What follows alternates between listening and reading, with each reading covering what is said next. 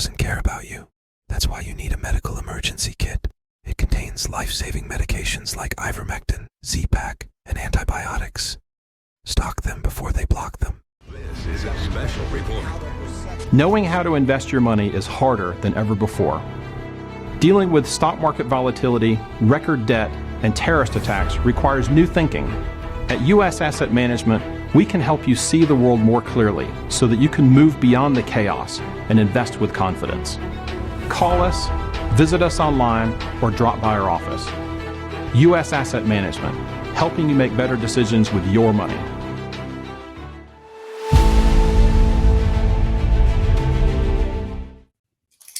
We're honored to have with us the president of Children's Health Defense, Mary Holland, a good friend of the show and the network. Thanks, Mary, for coming on today. I appreciate it. Happy to be here.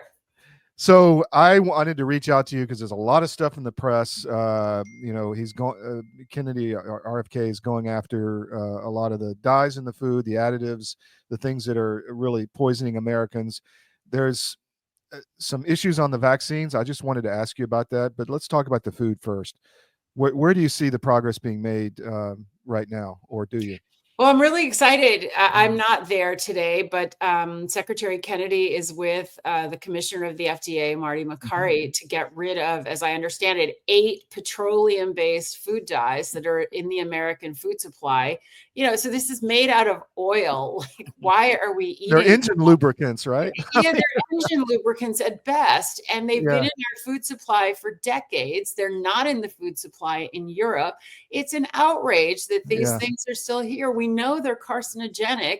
They're probably not the primary cause of obesity or brain issues or the many things we struggle from, but they're obviously not good. Yeah. So, this is absolutely a step in the right direction. And kudos to Bobby for, just recognizing, like, this is toxic stuff. Let's get rid of it. Yeah, that's like low-hanging fruit. Like, it's low-hanging fruit. Get the poison out of the food supply. Exactly. Literally, Todd. Like, what mother wants to have their children, their child go drink a teaspoon of gasoline? That's literally what these food dyes are. It's crazy. And we do know that they're very clearly, some people have incredible sensitivity to these food dyes. It can literally make some children in particular become extremely hyperactive or aggressive. Some of these dyes are really potent. So this is low-hanging fruit. I think Bobby has a big job to do to get the whole country behind him. And I think this is a great starting point. So is food going to be the sole totality of what he does to make America healthy again? No, it can't possibly be. It's not enough. But it's a good starting point where you can get a lot of support, a lot of consensus building, I think. So a lot of this stuff messes with the cells at the molecular level, right? I mean, the cellular level, and it causes a lot of inflammation. And that may be, when you mentioned the obesity and other stuff and the autoimmune and all of that, it may be just a body's reaction to this. I heard somebody say that when your body can't get rid of something, it just puts it in a fat cell and puts it over here. Right. So that's why a lot of these people have bellies. Yeah. I mean, I think that there's a lot of different causes here. There's not one cause, but we know this stuff is bad. We know it's non-nutritive, right? This is not a food. It does not add to your nutritional value that you can use to make energy for your body. It is solely for marketing purposes. Literally, dyes are solely for marketing. And this is bad for your health. We do know that benzene, petroleum products they're associated with causing cancer. So why are we tolerating this? Right. So finally, I think the FDA is going to step up, and at least this is a starting point. I don't see this as the finish line at all, Todd, but let's remember that Bobby Kennedy has been in office for just slightly over 2 months as head of HHS. And, in that time, he's taking a lot of heat, no surprise there, but he's also gotten quite a bit done. Yeah, sure has.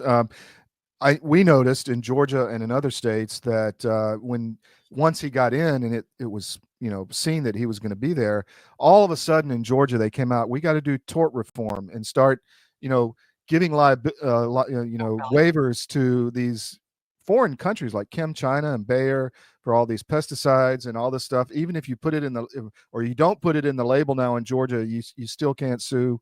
I mean, have you seen this reaction? I mean, this is one of the major things you guys focus on. Yeah, that's so fascinating. So we did see this bill in Georgia. We did see this law that passed on protecting pesticide companies, and this is absolutely taking a page out of the pharmaceutical book for vaccines, where there's no liability, and they're trying to pass that in other states, and I think now running into quite a bit of interference, thankfully.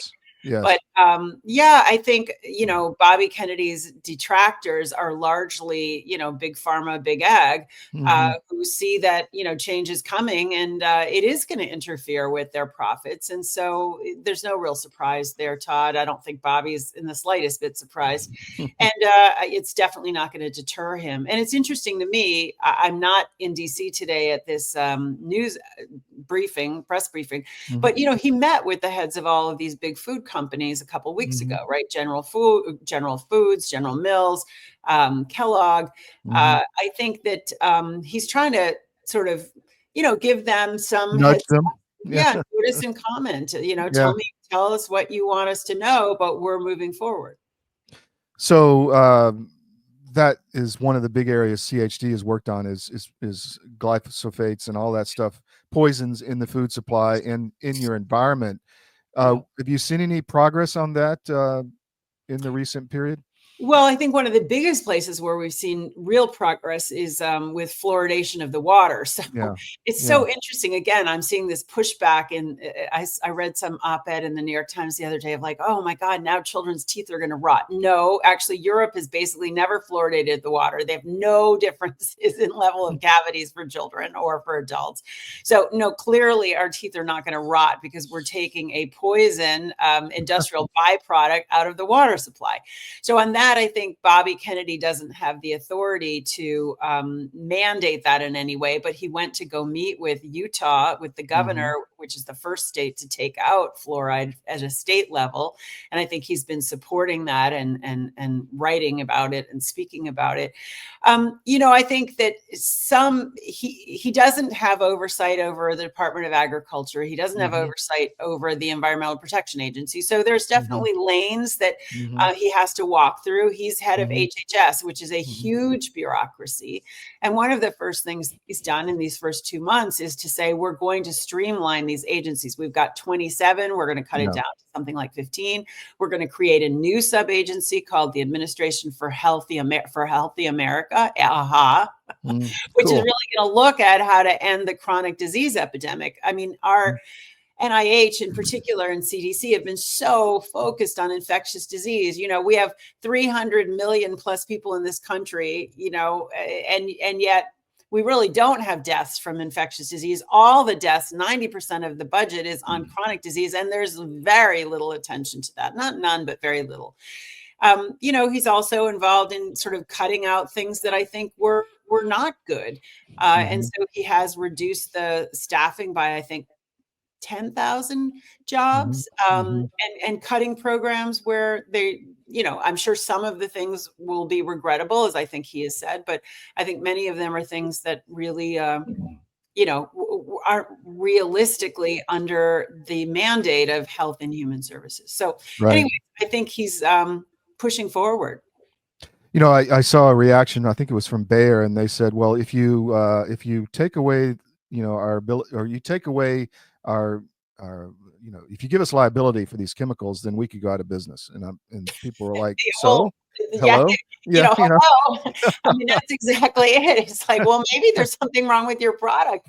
But again, they hide behind this idea. This is the whole concept behind the government, essentially indemnification for vaccines of like, oh, they're so life-saving. If they kill a few people, you can't sue us for that because it would get in the way of the life-saving. It's like, well, okay, but if you're killing some people, isn't that a problem?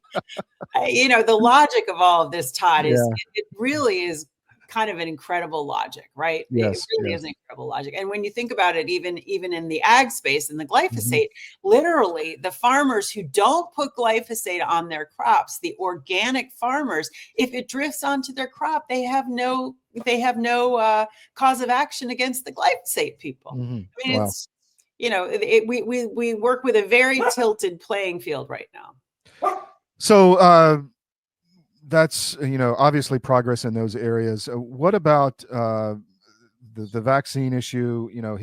He said he's going to get to the bottom of autism, and I know a lot of CHD's members have vaccine injured children.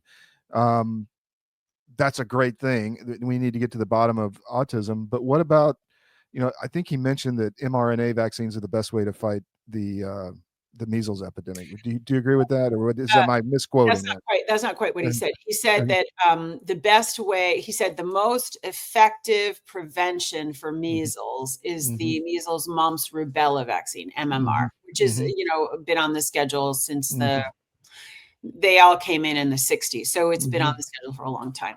So, that's what's really important, Todd, is that he also said vaccination is a personal choice. And he symbolically, very importantly, flew down to West Texas to be with the family of the first child who died in this outbreak of measles. Now, what's really important here is that neither of those two deaths of young children were from the measles.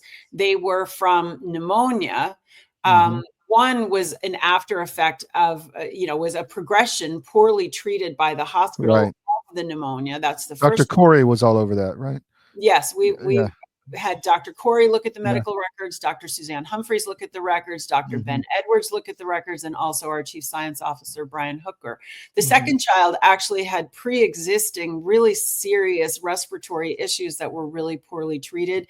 And measles was not directly related. In the first child, we've seen the death certificate, and it's the 5th cause of death, Todd. She died of a heart attack. There was this, there were other events, respiratory events.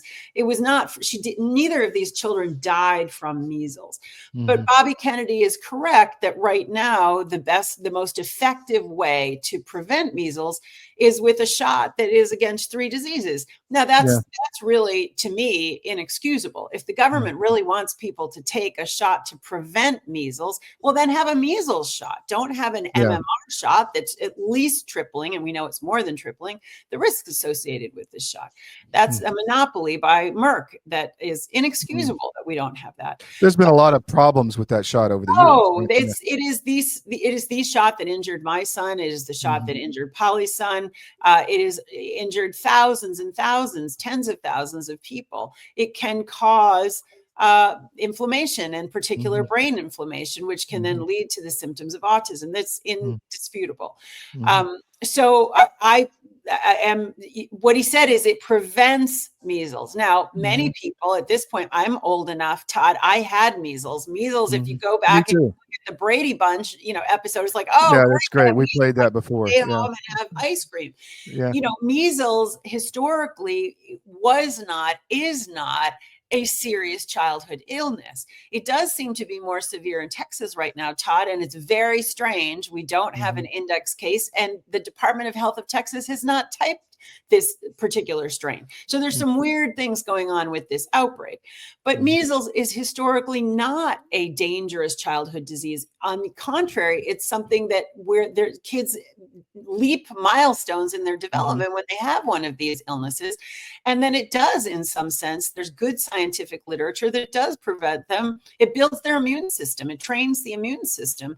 And so it is helpful. People who've had measles often have less other much more serious later health complications like cancer. Interesting. What else? Is there anything else that CHD wants people to get out there right now? Well, I mean, I was in Washington last week, Todd, and I was at Secretary Kennedy's first press conference, which was saying that the autism numbers are really alarming. We never hear that. It's like, oh, this is okay. This is normal. No problem. Now down, up from 1 in 36 to now 1 in 31, but no problem here, Houston, and 1 in 12 and a half boys in California. Oh, no problem. That's so absurd, Todd. Yeah, it is. Really serious developmental disability.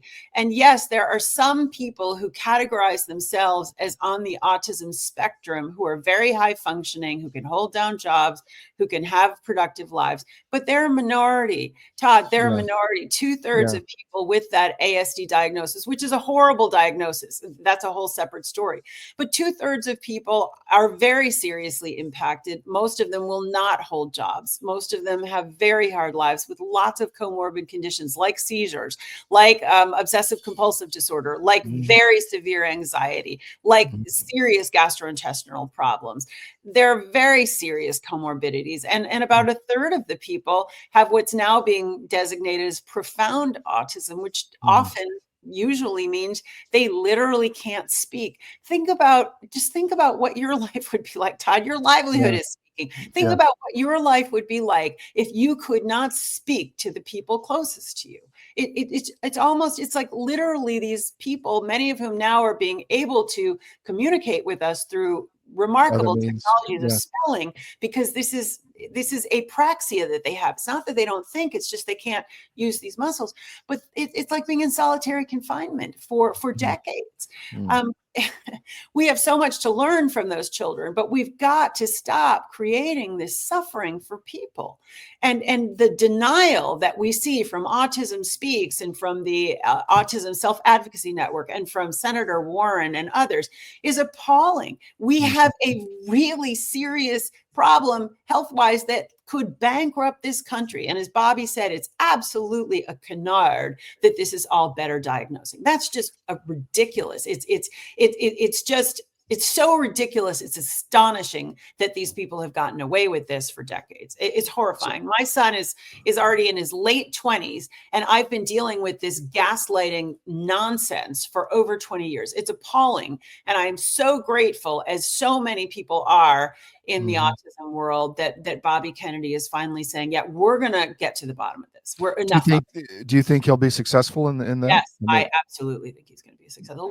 He's sitting on mountains of data, Todd.